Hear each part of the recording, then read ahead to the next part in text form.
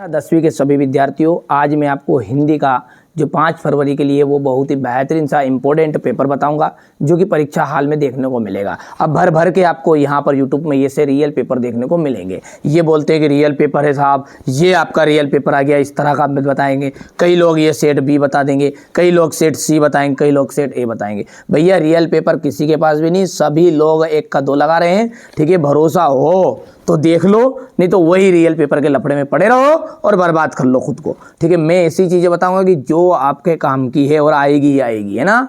बहुत ही ज़्यादा इंपॉर्टेंट चीज़ें आप जरूर एक बार आप 5 मिनट में कोई बर्बाद नहीं हो। ना जाने कितने वीडियो आपने रियल के नाम से देख लिए होंगे, एक बार इनको देख के जाओ और फिर आगे मिलान करना है। ठीक है, तो चलिए सेट डी है आपका। बिस्मिल्लाह खां का जन्म कहाँ हुआ था? डुमराव में हुआ था। शब्द शक्ति कितने प्रकार की होती है? तो 3 प्रकार की होती है। मैं क्यों लिखता हूँ? इसके लेखक का नाम क्या है? अज्ञेय है। ठीक है, बिहारी किस काव्य धारा के कवि है? तो रीति सिद्ध काव्य धारा के कवि हैं। सूर्यकांत त्रिपाठी निराला की रचना है कुकर मुत्ता। रसात्मकम वाक्यम काव्यम की परिभाषा है विश्वनाथ की। यहाँ से अपन बात करें आगे की, तो संधि के 3 भेद माने गए हैं। झटपट हल्दी पीसकर हमारे घावों पर धोपी गई। कवितावली तुलसीदास जी की रचना है। काव्य की शोभा बढ़ाने वाले धर्म को अपन अलंकार कहते हैं। समाज जो होते हैं 6 प्रकार के होते हैं। बिस्मिल्लाह खां बालाजी के मंदिर में रोजाना शहनाई बजाते थे। ठीक है, यहाँ से अपन जोड़ी की बात करें तो ये जोड़ी है आपकी, भर लीजिएगा, बढ़िया से कंप्लीट करो, पढ़ो ऐसे कि बिल्कुल ठीक है नंबर भड़ आए। यानी कि ऐसी तैयारी करो कि कम समय में ज़्यादा नंबर आए। तो वो ये इन्हीं में से ये पेपर मोस्ट इंपोर्टेंट वाले पेपर मैं आपको बता रहा हूँ। चलिए आगे बढ़ते हैं। शब्द गुण कितने प्रकार के होते हैं? शब्द गुण होते हैं 3 प्रकार के। ठीक है, कोई 2 लोकोक्तियाँ लिखिए, मन चंगा तो कटौती में गंगा, और 100 सुनार की और 1 लोहार की। अज्ञेय ने हिरोशिमा कविता कहाँ पर बैठ के लिखी? जिन बच्चों को भरोसा है वही देखेगा, बाकी बच्चे ऐसे मत देखिए जिनको वास्तव में रियल पेपर ही चाहिए। बट रियल पेपर किसी के पास नहीं मिलेगा। बार बार बता के मैं थक गया हूँ हर वीडियो में। ठीक है, इन बच्चों की तरह यदि वास्तव में टॉपर बनना है और भरोसा रखो, ऐसे बच्चे जुड़ो, 100 बच्चे जुड़ो भले ही, पर ऐसे बच्चे जुड़ो जिनको पूरा भरोसा है मेरे पर। आप तो समर्पण करो, मेरी जवाबदारी आपको कम नंबर आ जाए तो ठीक है, लेकिन मैं जितना बता रहा हूँ उतना आप कंप्लीट तो करो। आधे बच्चे क्या आधा अधूरा देखते हैं, वीडियो को समझते ही नहीं, देखते नहीं, फिर कमेंट करते हैं कि अरे आएगा नहीं आएगा, आपका तो आया ही नहीं, ये नहीं आया, वो नहीं आया। तो भैया मैंने आपको 6 पेपर दिए। कितने? 6 पेपर।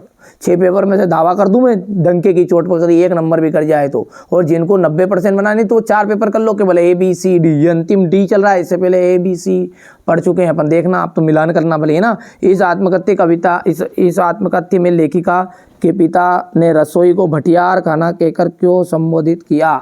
ठीक है, हलदार साहब पहले मायूस क्यों हो गए? ये सारे क्वेश्चन हैं। तो ये क्वेश्चनों का सॉल्यूशन लेकर यहाँ पर देखिए, ये देखिएगा। हो गया क्वेश्चन नंबर 6, बढ़िया से स्क्रीनशॉट लो, कम समय आपके पास। ये क्वेश्चन नंबर 7 है। ये आपका क्वेश्चन नंबर 8 रहेगा अथवा रहेगा। ये आपका क्वेश्चन नंबर 8 है। हो गया। इसके बाद में ये साहित्य में स्थान है, यहाँ से ये यशपाल वाला है। ये क्वेश्चन नंबर 9 आपका। ठीक है बाबू, ये आपका इसका अथवा रहेगा। यहाँ से क्वेश्चन नंबर 10 है। ये लेखक अज्ञेय ने अपने आप को हिरोशिमा के विस्फोट का भोक्ता कब तथा किस तरह महसूस किया? 2 प्रयोगवादी कवियों के नाम तथा उनकी रचनाएं लिखिएगा। वर्तमान में हिंदी काव्य की 2 प्रमुख विशेषताएं लिखिए। ये आपका तुलसीदास हो जाएगा। तुलसीदास का रचना है भाव पक्ष। अब भाव पक्ष में केवल 2 होते, भाव पक्ष भक्ति भावना लिख दो, सम्यनिवेवादी कवि 4 लिख दो, ये लोक मंगल का भाव। तीनों में से कोई से भी 2 लिख देना, आप इतने सारे लिखने की जरूरत नहीं। रसों की प्रधानता ये। ठीक है, क्योंकि 2 नंबर का था। एक ऐसे अपने MP बोर्ड में कला पक्ष में भाषा लिख दो, अलंकार लिख दो, बहुत इतनी सी चीज़ें। ठीक है, ये भली मत लिखो छंदेदी, शैली और छंद वाला। ये साहित्य में स्थान हो गया।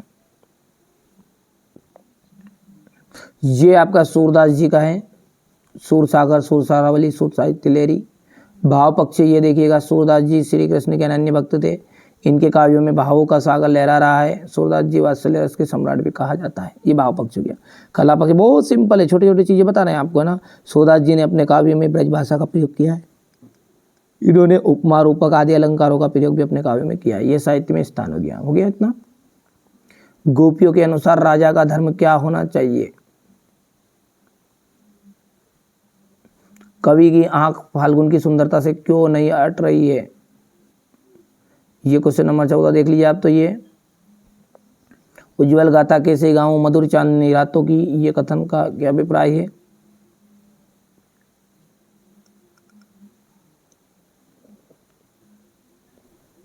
वात्सल्य रस के सम्राट।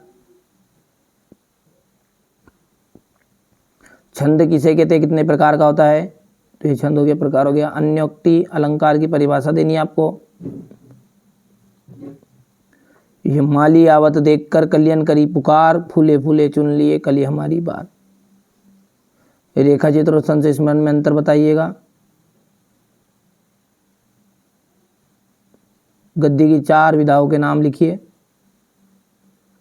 ये आपका क्वेश्चन नंबर 18 देख सकते हैं यहाँ से।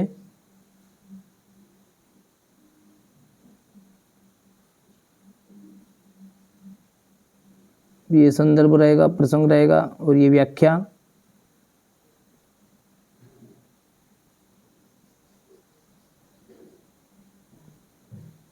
यहाँ से अथवा देखिए, ये संदर्भ है, प्रसंग है, ये यहाँ से व्याख्या है। स्वच्छ भारत अभियान पर अनुच्छेद लिखिए।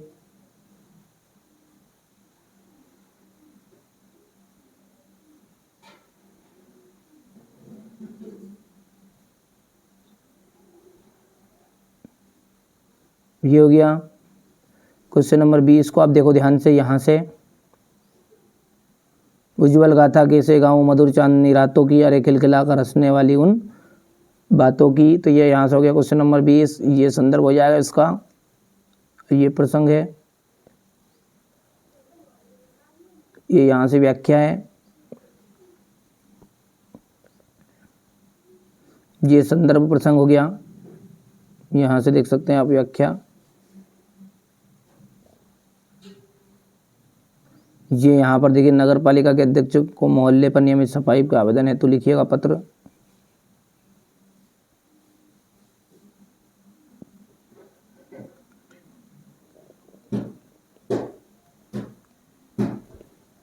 ये बाकी चीज़ें क्या है आपकी देख लीजिएगा। निबंध है, तो निबंध तो आपको आता भी, हमारे बच्चों को बहुत सारा को, ठीक है। नहीं आता है तो देख लीजिए आप एक बार। अब ये अंतिम जो क्वेश्चन नंबर 23 है, इसको ध्यान से देखो आप। तो ये यहाँ पर हो गया, स्क्रीनशॉट ले लिया। इसके अथवा वाले का भी ले लो आप, ये ध्यान से। अब ये यहाँ से अपना जो ऊपर वाला था, ये तो इसका लो, हो गया इतना। इसके बाद में ये यहाँ से इसका अथवा वाला रहेगा। बढ़िया से कंप्लीट करो, कोई दिक्कत नहीं है। कोई भी दिक्कत आए तो मैं हूँ, घबराइए मत आप, तो है ना। चलिए, ये आपका मैंने ना सेट डी बता दिया है ना भाई।